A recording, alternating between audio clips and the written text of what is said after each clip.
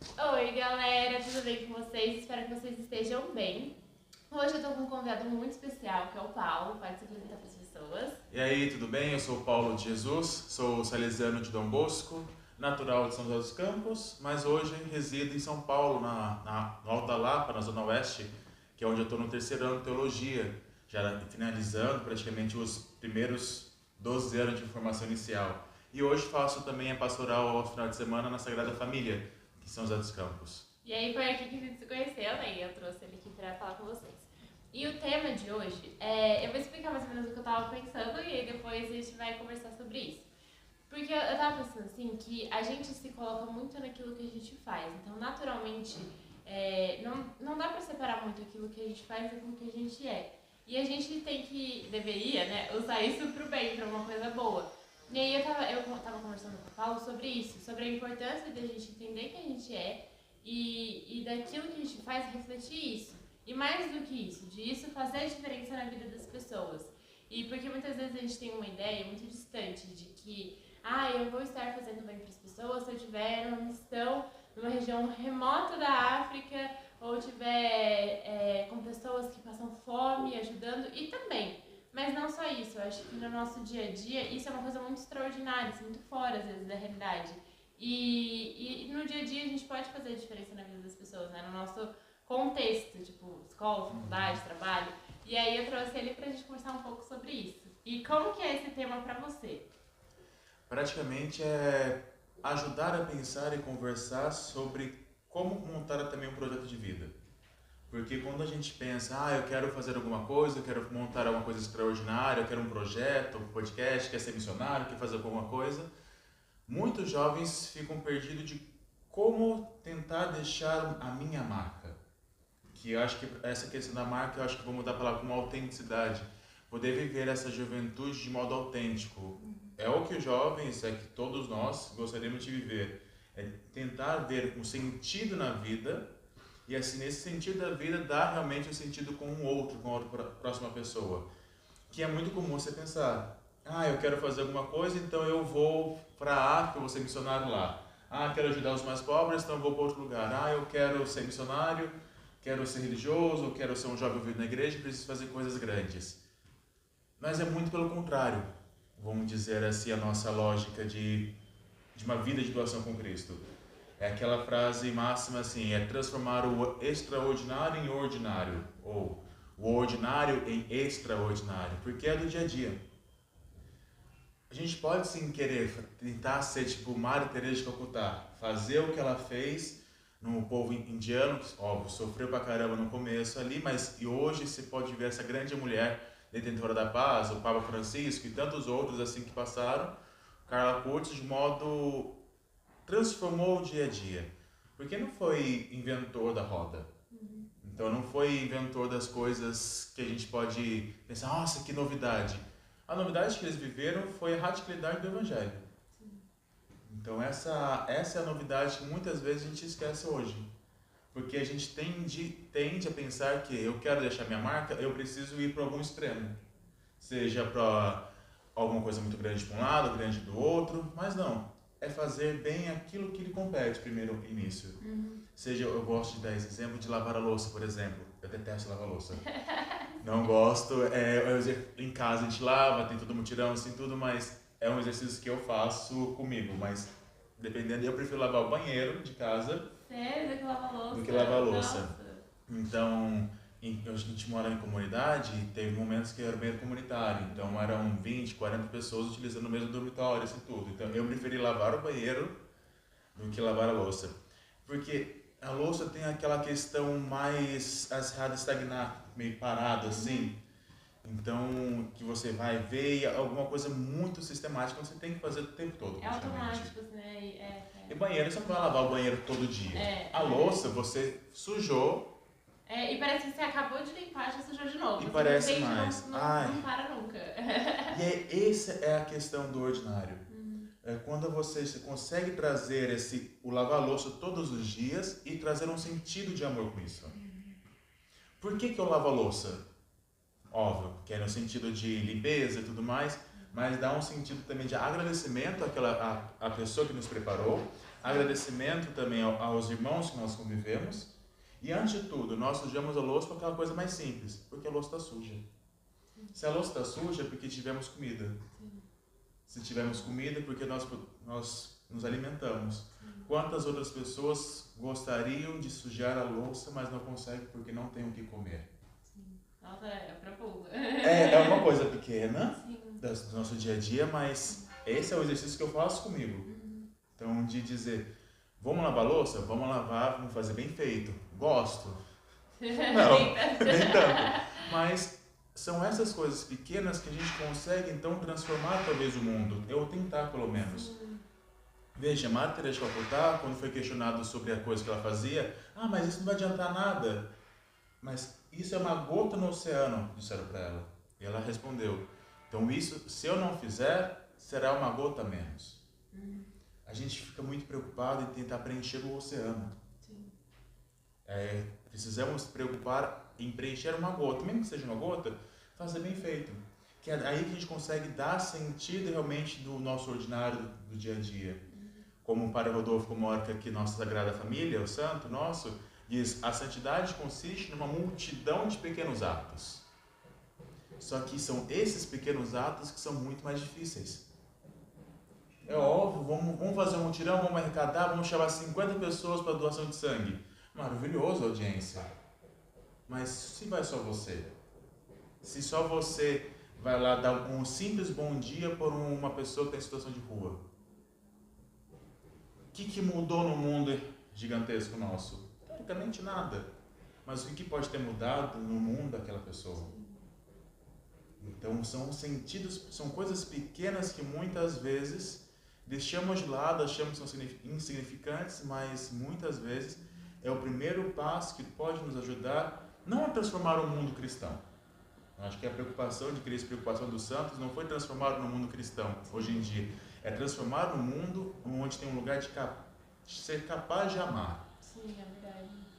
Então, se a gente consegue ser capaz de amar, a gente não vai se preocupar com ódio, com a guerra, com outras coisas mais. Ou ter inveja, ter não sei o quê, orgulho, que muitas vezes a gente acaba tendo orgulho de muitas situações nossas. Se a gente consegue ter a capacidade de amar, o resto.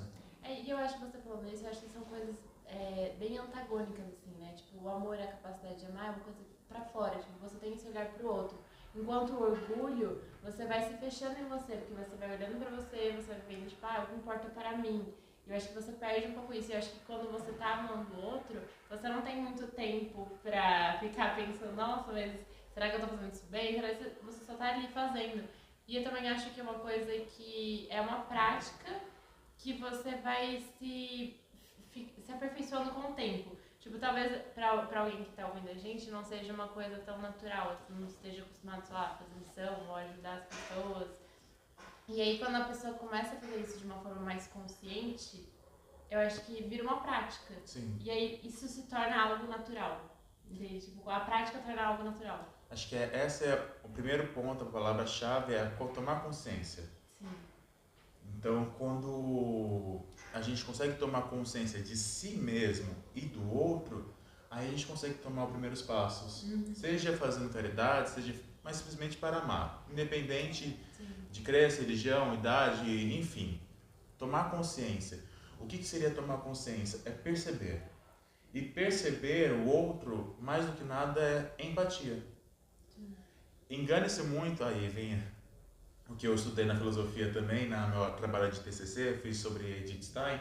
Edith Stein tem o problema da empatia, que muitas vezes a gente pensa que empatia é o quê? Colocar-se no lugar do outro.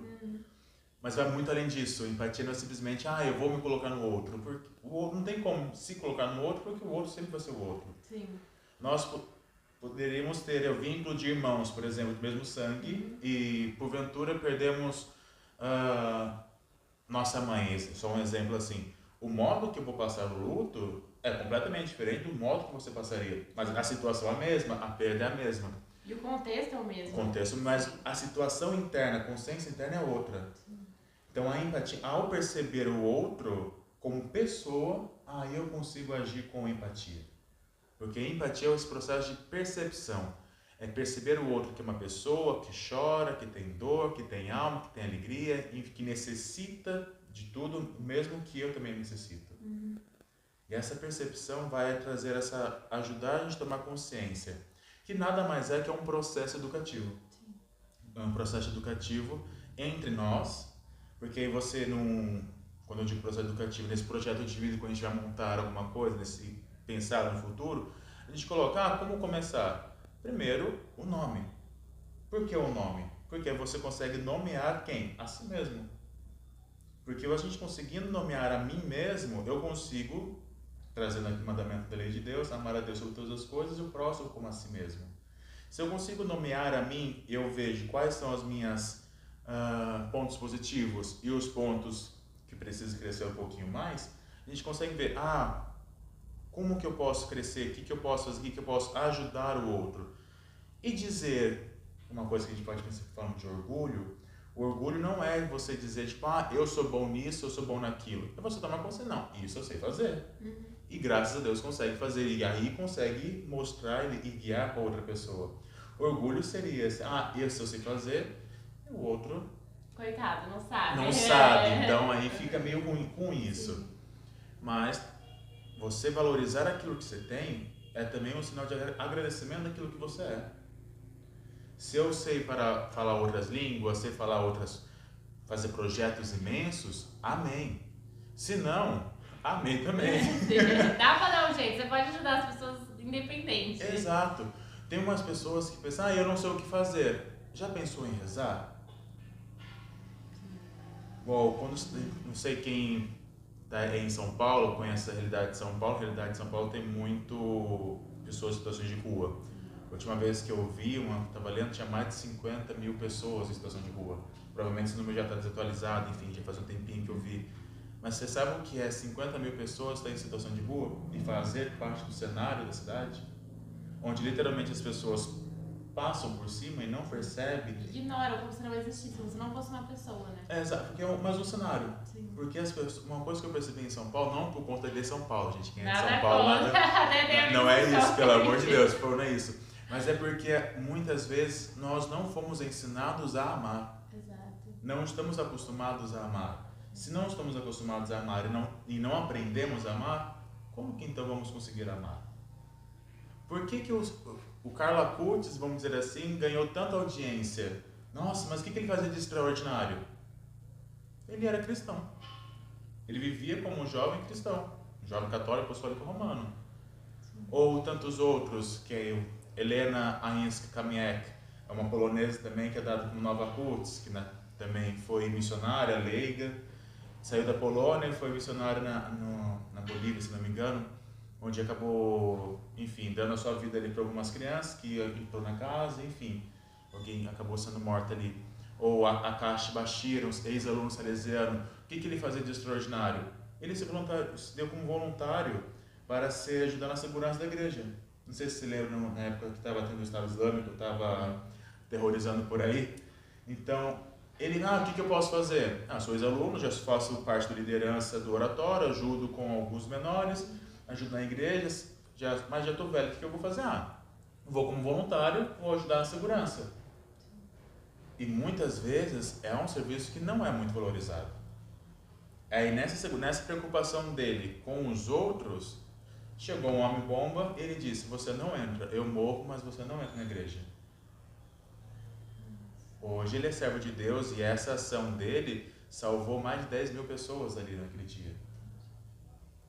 Eu não sabia dessa história. Então, são coisas pequenas que acontecem pelo mundo e muitas vezes aí que vem o segredo dos santos. Os santos conseguiram ter essa consciência, conseguiram ter essa percepção e ao tomar consciência e ter essa percepção, eles conseguiram traduzir para uma ação, que é o segredo da Eucaristia. Se a gente comunga, a gente não comunga porque simplesmente eu quero ter Jesus no meu coração. A regra é eu tenho para poder dar. Assim como a misericórdia e o amor. Por que Maria Madalena tornou-se a apóstola dos apóstolos?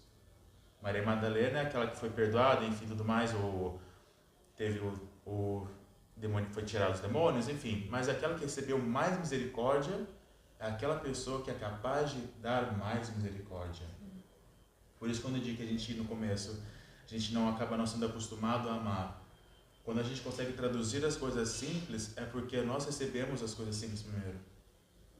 E conseguindo, não importa a questão de financeiro, não é isso que estou falando. O simplicidade está no coração, na capacidade de dar, na capacidade de retribuir, na capacidade de ser com o outro. E de olhar o outro e enxergar que existe uma outra pessoa ali e que precisa, tipo assim, enxergar a necessidade que ela tem ali. Isso. E ver essa necessidade não é sinônimo de tentar salvar o mundo. Sim. A gente tem muito essa, pelo menos, a gente,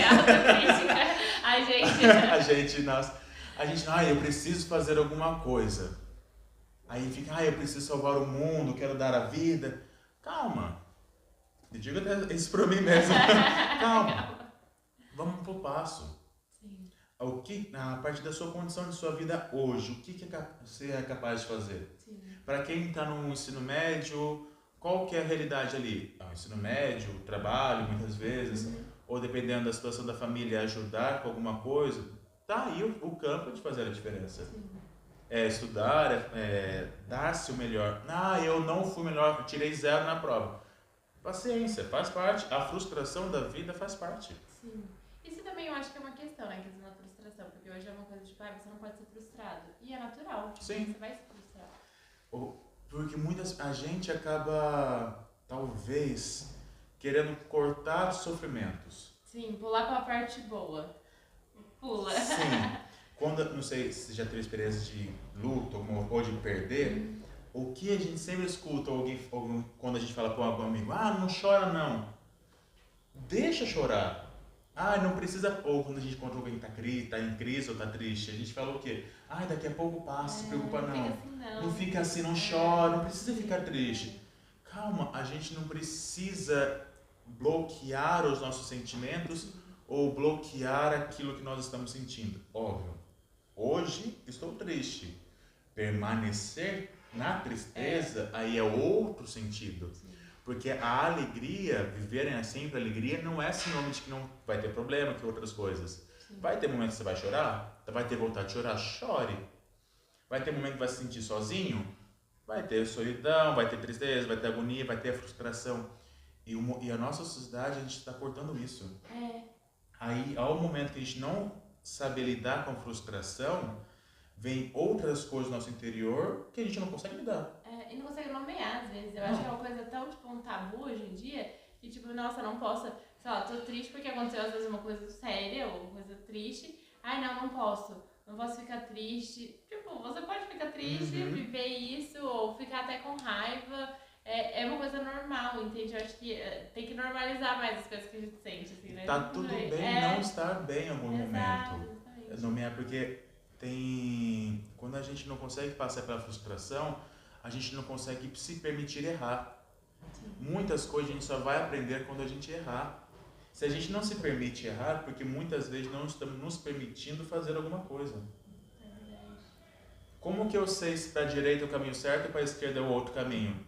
Porque se eu não tenho o Google, não tenho nada para procurar ali no Google Maps, eu vou, não é esse caminho, eu vou e volto. Exato, exatamente. Nossa. E a gente não consegue passar pela frustração, a gente não consegue lidar. Você não pode errar. E aí, quando você receber um não na vida, pronto. Com muitas coisas que acontecem, feminicídio. Muitos feminicídios é porque aquele homem, alguma coisa assim, não soube passar pela frustração.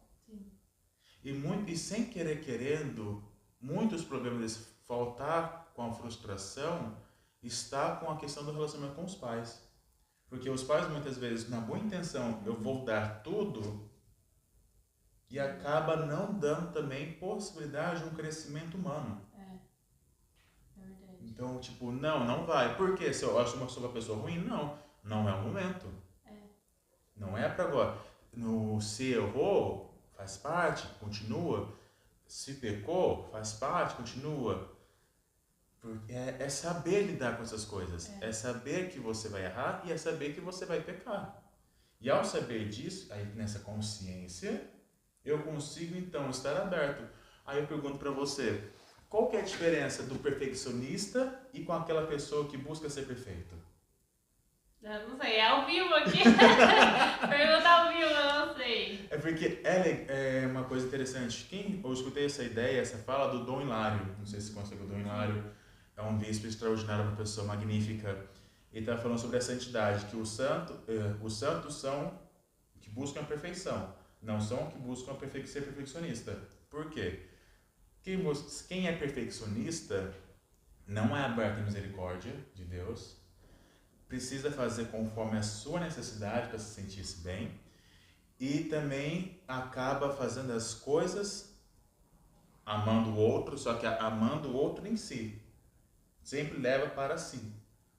Aquele que busca a perfeição evangélica, vamos dizer assim, deixar bem claro, é aquela que sabe que erra, que é pecador e por isso, por saber, é aberta à misericórdia, está aberta à graça de Deus, sabe que não é por ele que ele faz as coisas, mas sim por Deus, e sabe amar gratuitamente. E esse é o segredo de buscar a perfeição.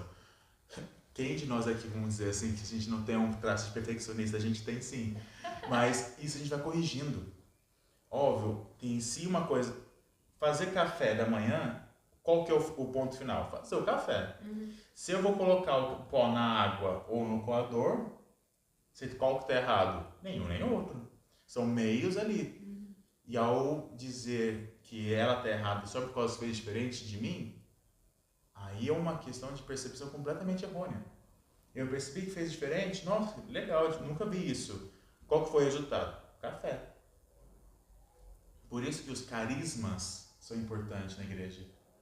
Os carismas, que aí voltando à nossa primeira fala, de dar sentido àquilo que você busca.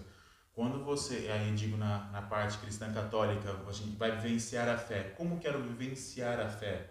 Cada um vai identificar os carismas que são possíveis. Alguns vão se identificar com o carisma carmelita, outros jesuíta, outro salesiano, outro diocesano, enfim. Alguém está errado? Não. São caminhos. São caminhos de modo que você vai fazer diferente que vai dar o mesmo resultado. Qual? O céu. Pelo menos é o que a gente espera, né? Porque no momento que você diz, se você é da renovação ou da teologia da libertação, diz, não, o céu é errado, você não vai para o céu. Calma. A gente acaba querendo controlar o próprio Espírito Santo. E quem somos nós para tentar controlar o próprio Espírito Santo, a terceira pessoa da Santíssima Trindade? Se ele sopra de diversas maneiras, cabe a nós estar abertos a entender que também nós somos de diversas maneiras possíveis de amar. Vou até fazer uma colinha que eu trouxe aqui. Gente, eu fui muito preparada. Ele trouxe um calhamaço de coisa assim, ó. Mentira. Olha isso aqui. Gente. Porque quando ela falou para mim sobre questões de trazer sentido à nossa existência, né, nessa palavra, eu trouxe alguns exemplos de um trabalho que eu faço de pesquisa, que está aqui, por exemplo. Aqui na Argentina, nós temos a serva de Deus Maria Cruz Lopes, que era leiga e tudo mais, da ação católica e desenvolveu o trabalho na diocese dela. Então você fala, mas o que eu vou fazer de coisas incríveis?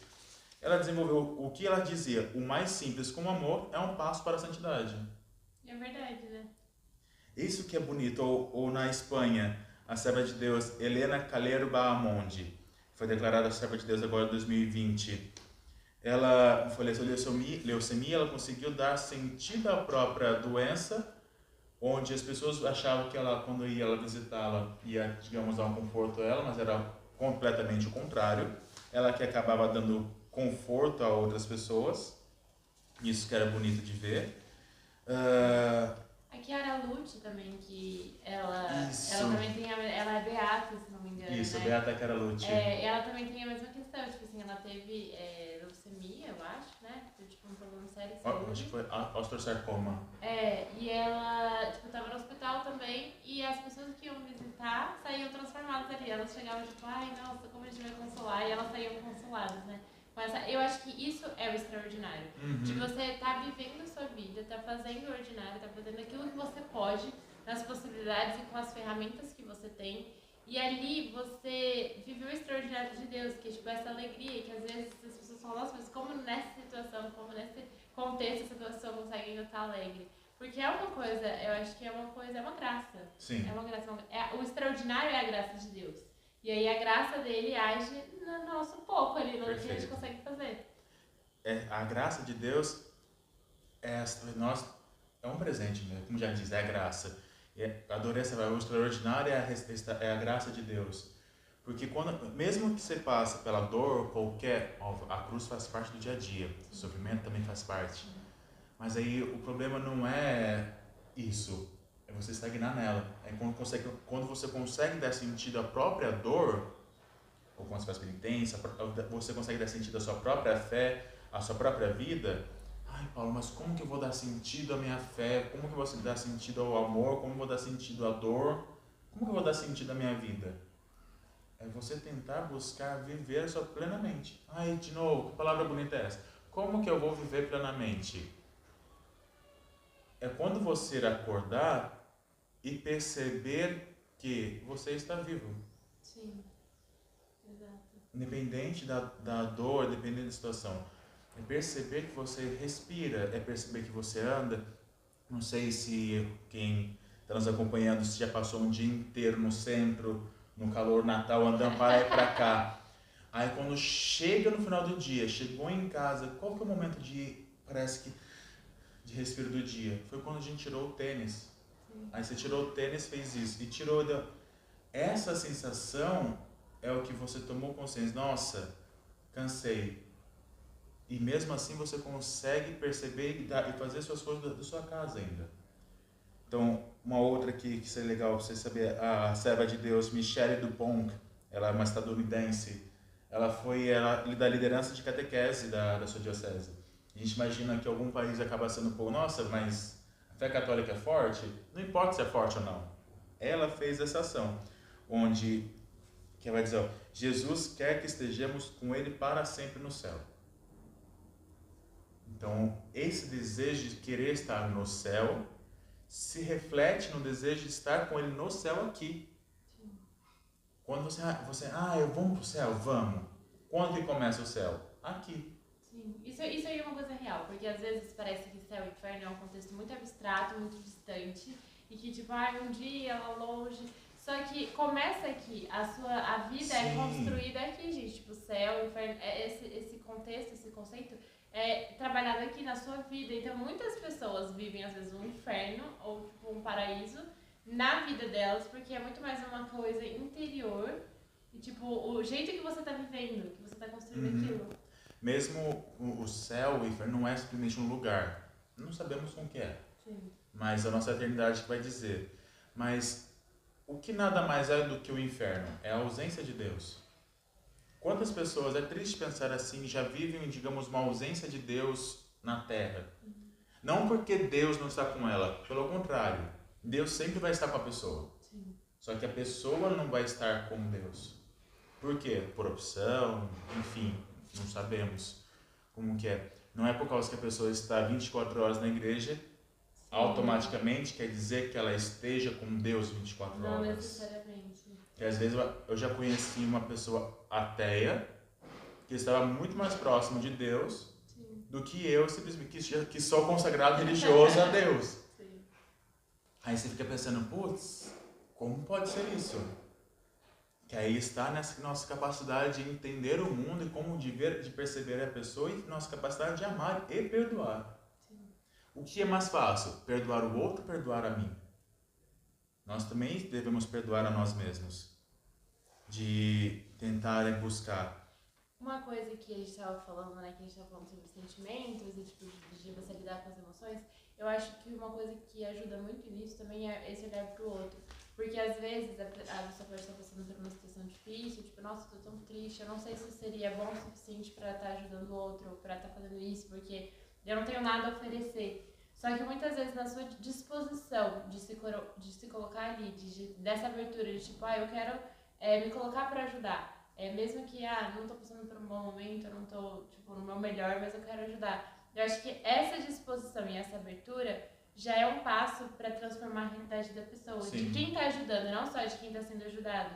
Porque você se coloca ali, gente, eu não sei, mas é uma experiência de cura esse relacionamento com o outro. de você estar ali disponível para ajudar, de você, às vezes não precisa nem fazer algo extraordinário, às vezes tipo, essa pessoa tá precisando de, sei lá, ajudar um velhinho a atravessar a rua, sabe? Tipo, qualquer coisa, mínima. Às vezes você tem nessa pequena interação uma conversa, ou a pessoa te dá um sorriso, e isso muda o seu dia. Tipo, de você que tá ajudando, não só muda o dia da pessoa que tá sendo ajudada, mas muda o seu dia também. Dar lugar no banco do ônibus. Sim. Não reclamar do calor, não reclamar do frio. Sim. Dar uma coisa simples do trânsito do dia a dia. Dar a passagem para outra pessoa. Sim. Então são coisas, entre aspas, fúteis, porque é algo que a gente não vai dar tanta audiência. Sim. Porque você não vai aparecer no jornal tipo, deu uma passagem no trânsito, não reclamou hoje. Deu seta ali no coisa. Mais do que lei de trânsito, é você conseguir participar também e perceber que estamos numa comunidade. Sim. Tem uma frase, não sei se você vai concordar, eu estava chorando, estava quebrado, mas ao perceber que o outro estava mais quebrado, eu guardei a minha dor e fui ajudar o outro. Essa frase, uma frase de Facebook, né? A princípio pode até parecer, nossa, que bonito, deixei minha dor para cuidar do outro. Veja, se a gente não sei quem já voou de avião, qual que é a instrução do começo? Que se acontecer alguma coisa, vai cair as máscaras e antes de tudo coloque a máscara em si e depois coloque a máscara nos outros, na criança, quem está junto contigo. Mas por que? Nossa, porque a pessoa é egoísta e tudo mais? Não. Porque se a pessoa não colocar a máscara, ela não vai conseguir ajudar o outro. Sim. Esse é um ponto. Sim. Que acho que os jovens aqui, todos os jovens que eu estou falando daqui são todos milênios. Então são todos santos, jovens, têm processo. Recente, assim, né? É isso, processo de beatificação, nasceram em 1982 até 96, são toda a nossa geração. Então são ali que eles perceberam isso. Enfim, fecha parênteses. Quando a gente acha que a gente precisa nos descartar totalmente para cuidar do outro e não cuidar da gente mesmo. Sim. Nós precisamos cuidar primeiro também de nós. Porque ao colocar a máscara, eu consigo ter força então para ajudar mais o outro. Questão do evangelho, um cego não pode guiar outro cego. Sim. Então, óbvio, a gente quer ajudar o outro, nós vamos ajudar o outro, mas precisamos nos ajudar primeiro. É pedir, chegar para alguém, olha, eu preciso de ajuda. Olha, você pode ter um tempinho comigo? Olha, 8 minutos, ou que seja, 8 minutos. É rezar, nós temos combustível para poder também amar. São dois extremos, né, que às vezes a gente pode cair. De não fazer nada ou de tipo querer fazer tudo e não se cuidar. É uma questão até de martírio, óbvio, a gente quer se desgastar. É tão bonito escutar, mas falar, nossa, ele se desgastou pelo outro. É bonito, sim. É verdade? É. Mas esse desgastar também houve um primeiro ponto onde que também soube cuidar de si mesmo. Sim. Ele se alimentou quando precisava se alimentar, ele tomou água. Por que a gente tomar água? Porque senão a gente vai morrer de sede, não porque simplesmente a gente tem sede. Que às vezes a gente pode não sentir, já conheço pessoa que não sente sede. Sério? E toma o quê? Um copo de água por dia e não sente sede. Mas se deixar de tomar água, o que vai acontecer com o rim? Vai parar. Não basta só dar água para os outros. Sim. Eu também preciso permitir ser cuidado. Só sabe ser pastor, na linguagem nossa aqui, né? Da Salesiana, só sabe ser o bom pastor com os outros quando deixou-se ser ovelha também. Ou até mesmo, quando eu fui me alistar no exército, isso já tem um bom tempo, bem tempinho já, pode não parecer, mas eu já tenho 30 anos, já estou velhinho. Mentira. Quando eu fui me alistar no exército, eu lembro de uma frase que estava lá, que praticamente tinha esse mesmo sentido. Só sabe mandar aquele que soube obedecer. Voltando àquela nossa ideia do começo, só sabe amar aquela pessoa que foi amada, que é a lei do Evangelho. Porque eu vim para os que estavam doentes. Por que os santos quiseram ser amigos de Deus? Porque perceberam que sem Ele não seria nada. Não porque eles são merecedores disso. Muito pelo contrário. Não é questão de merecimento. Porque se a gente fosse merecer... Nossa, sim, ninguém merecia. Não, é questão da graça, de necessidade. Então, ao perceber essa necessidade de Deus, eu consigo ver. Eu necessito, eu quero, eu busco a Deus. Mas não porque eu faço da minha força, da minha vontade. É porque, antes de tudo, Deus já veio até minha graça. E eu me deixei aberto, me deixei pronto para receber isso. É para experienciar isso, né? Experimentar, é perceber, vivenciar, é conseguir dar sentido às coisas que a gente faz no dia a dia. Sim. Se eu vi na rua, sei lá, um papel no chão, quem de nós vai pegar esse papel no chão? Muitas vezes a gente não vai pegar, porque é uma coisa fútil, mas tá, peguei, joguei fora. O que mudou da minha rotina isso? Nada. Mas não precisa mudar fazer do extraordinário, tudo, né? mudar a nossa vida nisso, porque está ali.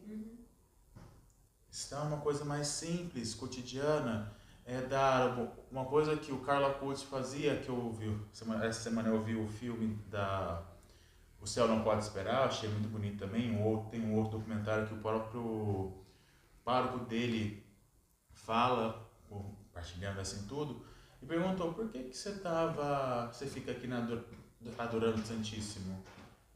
Porque muitas vezes, não sei, nós aqui, a gente vai na igreja, tem um sacrário lá, o Santíssimo está exposto, Deus está ali, Jesus está, e você vai dizer: eu vou rezar, vou pedir uma graça, vou agradecer, ou simplesmente vou rezar ali.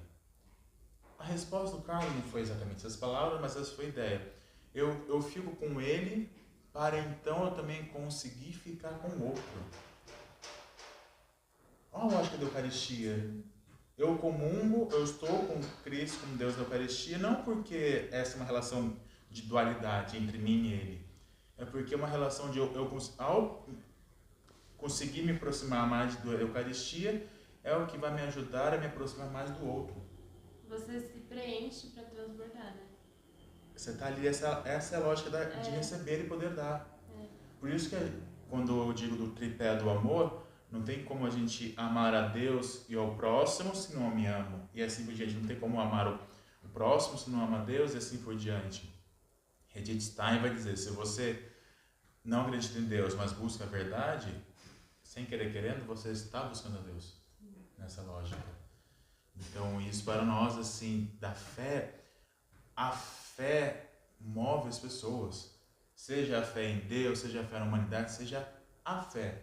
A fé nos move, a esperança nos ajuda a percorrer e a caridade nos ajuda a amar, que é essa ação nossa. Quando, Paulo, mas o que então eu posso fazer para dar sentido? Primeiro, quando eu acordo, isso é até para mim de exame de consciência. Autocrítico. Autocrítico, isso a gente precisa também ser, que aí a gente consegue melhorar um pouco. Quando eu acordo, primeira coisa que eu penso: queria dormir mais um pouquinho, mais 5 minutinhos do despertador, que é essa macilada, né? Eu faço, 5 minutos. Eu já penso: eu quero dormir de novo. Quantas horas que eu tenho para poder dormir de novo? Ou eu acordo já obrigado, Senhor. Ou quando eu vou dormir, obrigado, Senhor. É agradecer. Se a gente consegue ser grato com as coisas pequenas, a gente consegue depois ser grato com as coisas grandes. Se a gente consegue perceber que o outro tá meio morcochô, tá triste, ou simplesmente um bom dia, é um presente para alguém perceber. Se eu estudo, estou na aula, prestei atenção na sala, vi que o outro precisa de ajuda, ou percebi que o outro precisa de material, ou simplesmente vi uma outra realidade, uma coisa que a gente precisa fazer, muitas vezes hoje em dia, é sair do nosso nicho, sair do nosso núcleo, sair da bolha, perfeito. Porque se a gente permanecer na nossa bolha, independente, seja a bolha social aqui na realidade palpável, ou seja na realidade virtual ali na internet, é sair da bolha porque a gente consegue perceber o outro. Voltando àquele assunto, tem uma ideia diferente, uma vivência diferente. Eu gosto muito de pensar que quer fazer um retiro, quer perceber um pouco sobre a vida, vá no hospital, visite alguém na UTI, ou vá no cemitério, Ou se a gente estamos aqui na Vila Ema, tem uma vida um pouco melhor, visita aquelas pessoas que não têm tanta oportunidade na vida, que não tiveram, ou algumas pessoas mais pobres, mais necessitadas. Ter um choque de realidade. Em São Paulo, no meio lá do centro, você vai ver que tem a Estação da Luz, a praça, enfim, tudo mais. Do nada aparece a comunidade do Moinho. É uma outra realidade que, infelizmente, a cidade soterrou ali.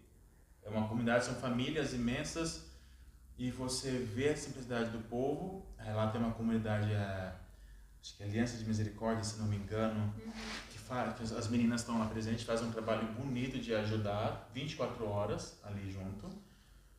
E você, quem não tem um choque de realidade de perceber, nossa... Perceber o outro, perceber, existe uma realidade diferente da minha, existem essas pessoas nesse contexto. E é isso. O poder, não precisamos desapegar de tudo para ser uma pessoa desapegada. Sim. Mas algumas pessoas nasceram para isso. Aí você consegue fazer um caminho de autoconsciência. Porque vocação é isso. Eu quero descobrir minha vocação, quero ser missionário. Ok? Como que você vai descobrir ser missionário? Sendo acompanhado. É uma primeira predisposição? Sim. Uma predisposição de saída. De desapego? É desapego. Ok? Mas algumas coisas é fazer... eu vou ali, eu vou poder na paróquia, preciso ajudar ali. Alguém tem precisão de ajuda? É difícil imaginar um missionário que não tem essa questão da saída. Não precisa sair de ir à África. É de sair a ir em casa. E de sair de você. Ou arrumar a cama quando acorda. É o básico, Algumas pessoas falam, não pode arrumar a cama quando acorda por conta dos ácaros, não sei o quê. Tudo bem, a questão não é essa por ali. Mas é de poder se organizar. Sim, Quantas vezes, pelo menos eu tento fazer isso comigo, arrumar o armário. Quer saber como que está o interior? É olhar para o armário. Sim, é verdade. Se o armário está meio... Caótico, é porque o interior pode estar um pouco mais caótico. Sim. Caótico assim. Pelo menos a psicologia que eu li uma vez diz. Então por isso que é importante arrumar o armário. Sim. Sistematicamente, sempre de 3 em 3 meses, vai lá. Por isso da confissão, procurar sempre a confissão. A manutenção é muito importante, meu Isso. amor. Eu acho que nas tarefas diárias, porque acho que, sei lá, 85% voz da minha cabeça, né? Porcentagem da minha cabeça. Mas a maior parte do que a gente faz é manutenção. Então, tipo, lavar louça, lavar banheiro, escovar os dentes, tomar banho. São coisas que a gente precisa fazer todos os dias, o tempo todo, e são itens de manutenção. Só que se você deixa de fazer, aquilo vai se acumulando. Então, tipo, por exemplo, você deixa de varrer a casa por muito tempo, vai acumular poeira num nível que você, nossa, vai ficar inabitável. E a mesma coisa com os nossos afetos também, com a nossa vida. Então, tipo, se você não queria essa manutenção nos relacionamentos, também vai ficar uma coisa, tipo assim, vai atrapalhar muito. Insustentável, exato, exatamente. Aí fica difícil. Veja, eu vou pegar aqui o exemplo dessa questão de sustentabilidade, vamos dizer assim, da Helena. A Helena é polonesa, aqui ó, que ela nasceu na Cracóvia, tudo mais, enfim, primeira Eucaristia, tudo mais, cresceu, fez uma jovem comum, começou a fazer faculdade de engenharia, só que ela ficou aquela inquietude, vamos dizer assim. Nossa, eu preciso fazer alguma coisa, quero fazer uma coisa a mais. Como? Porque a gente pergunta isso, eu quero fazer alguma coisa, mas o que fazer? Aí por isso conhecer essa realidade que nós estamos. Que aí ela queria ajudar os outros e percebeu que a vida missionária, porque ela conheceu o voluntariado, a encantou. Então esse ser missionária foi o que desenvolveu a vida dela. Então aqui ela conheceu as missionárias da Caritas e fez parte então da Associação Acadêmica Católica. Que aí ela conseguiu então ver sentido e percebeu, ali eu consigo ser o que eu estou imaginando que eu posso ser. Então ela buscou conhecer e entrou então no voluntário missionário salvatoriano. Veja, São Salvador não tem nada a ver com o salesiano, é um outro carisma, mas é missionário e viu ali, e ela percebeu que a sua vocação estaria ali. Aí uma frase dela que acho que talvez pode ajudar. todas as competências que possuo. Ou seja, a gente precisa saber aquilo que eu tenho, aquilo que eu sou e me dar bagagem, estudar, buscar carregar isso. As habilidades que adquiro, os talentos que desenvolvo, não são feitos para me servir, mas para que eu possa usá-los para ajudar os outros. Eu tenho, mas não para mim. Aí ela continua: o maior presente é o que conheço a Deus e não posso guardar isso só para mim. Tenho que divulgá-lo. Se posso ajudar alguém, aí que vem aquelas coisas simples: fazer alguém sorrir, deixar alguém mais feliz, ensinar algo a alguém, então eu quero fazer isso. Ó, toma essa pedrada aí, gente. É coisa pequena. Aí, olha só o que é legal dela. Ela foi, a primeira missão dela foi na Zâmbia, depois ela passou na Romênia, ela participou para quem esteve na Jornada Mundial da Juventude 2011, ela participou. Legal, nossa, super recente assim, né? Sim. Contemporânea. Ela foi coordenadora voluntária da JMJ 2016 na Polônia, não sei quem foi na Jornada Mundial da Juventude. Eu fui, olha, então, eu tava. Ela estava lá como colaboradora voluntária, quem sabe você cruzou com o caminho dela. Gente, que loucura! Ela estava lá. Legal.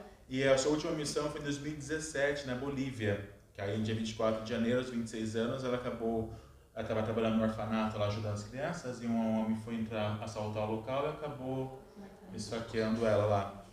E ela foi declarada serva de Deus em 2024, ano passado.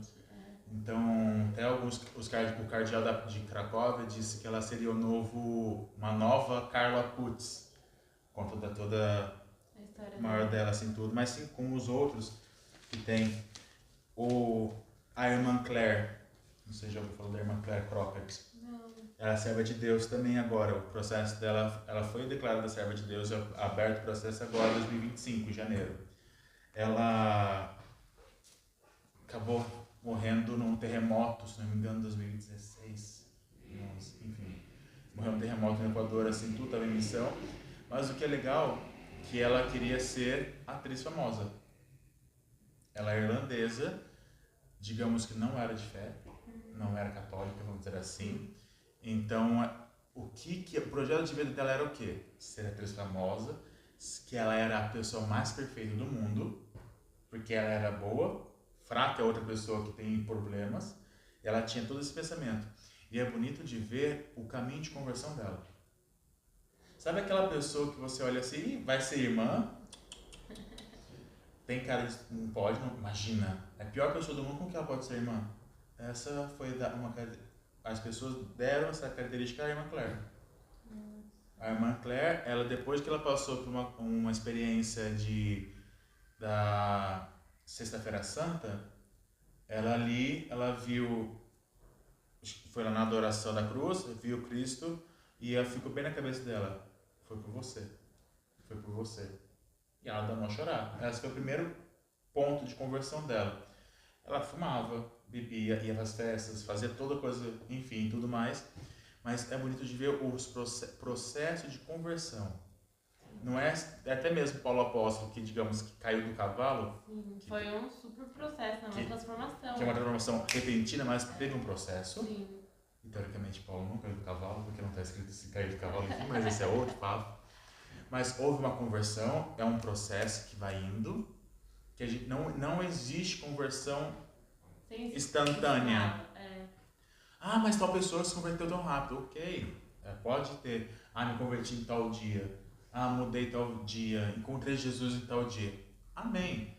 Mas há um processo de continuidade. É pra sempre, né? É pra sempre. É porque isso aí é muito real, porque às vezes a pessoa fica tipo, me converti tal, como se não precisasse mais. Tipo, gente, todo dia a gente precisa mudar e melhorar. Imagina se eu pensasse isso. Então, eu como religioso hoje, vou pensar, que tô pronto já. Longe disso.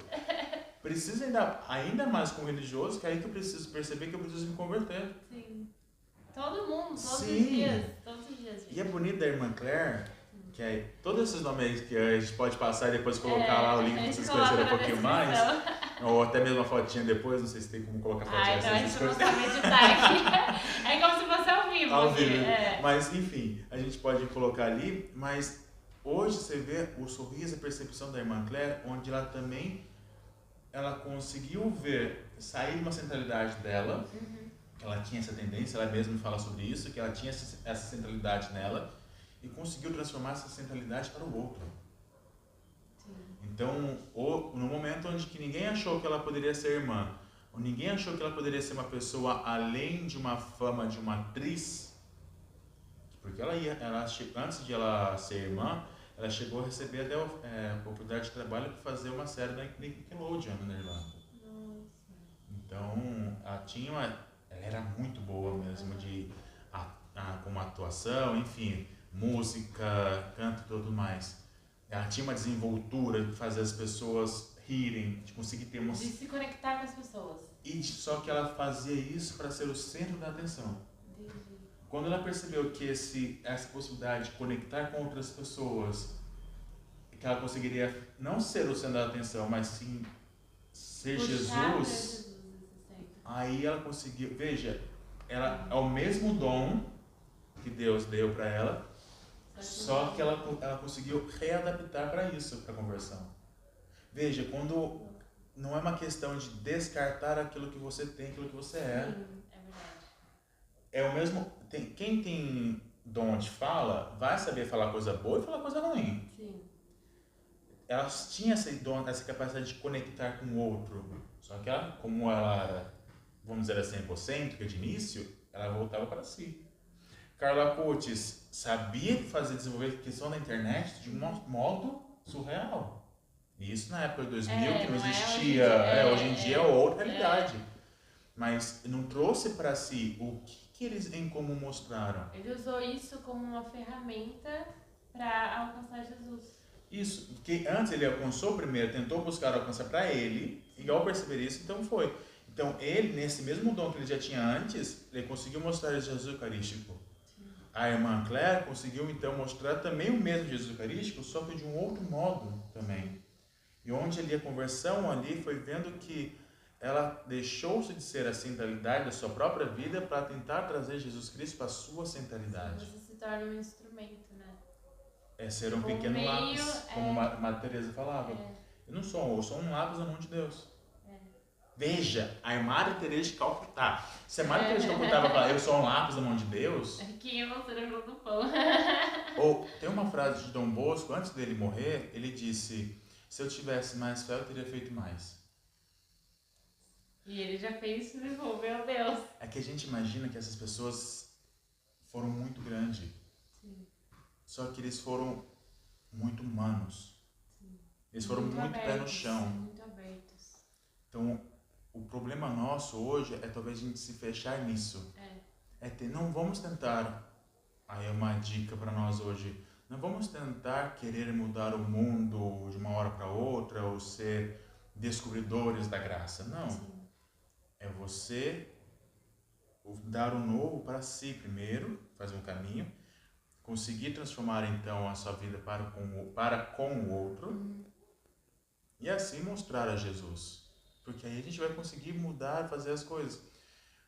Quando eu era menor, eu dizia, quer mudar o mundo? Quer ser revolucionário? Seja santo.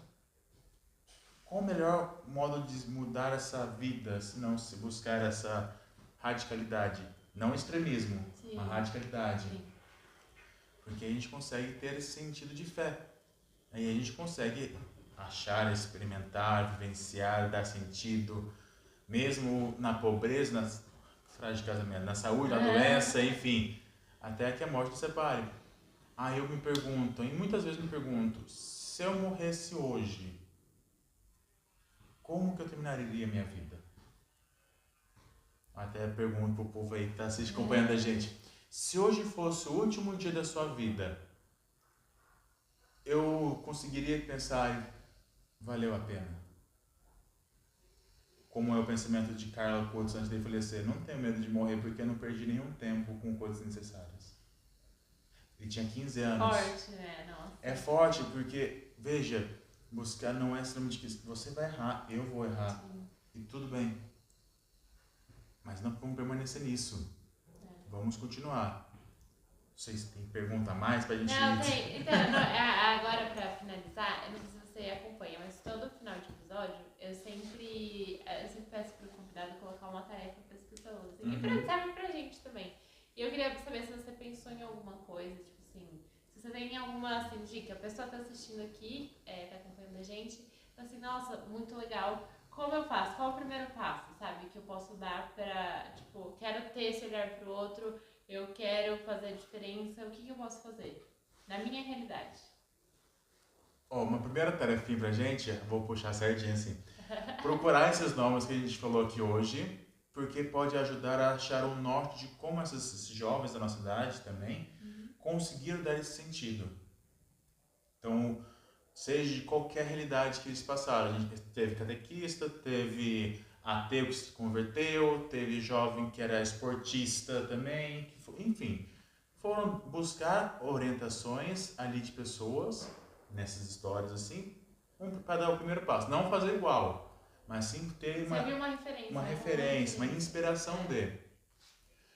Primeiro ponto também que a gente pode procurar é você ter um caderninho, uma folha a princípio, e tentar responder quem eu sou. Só que não responder tipo, meu nome é Paulo. Não, ok, você vai colocar Paulo. Mas quem é o Paulo? Quais são as minhas qualidades? O que eu gosto? O que eu não gosto? O que eu sei fazer bem? O que eu preciso me empenhar mais? Quais são os meus limites? Veja, se eu coloquei 10 qualidades, eu coloco 4, 3 não qualidades.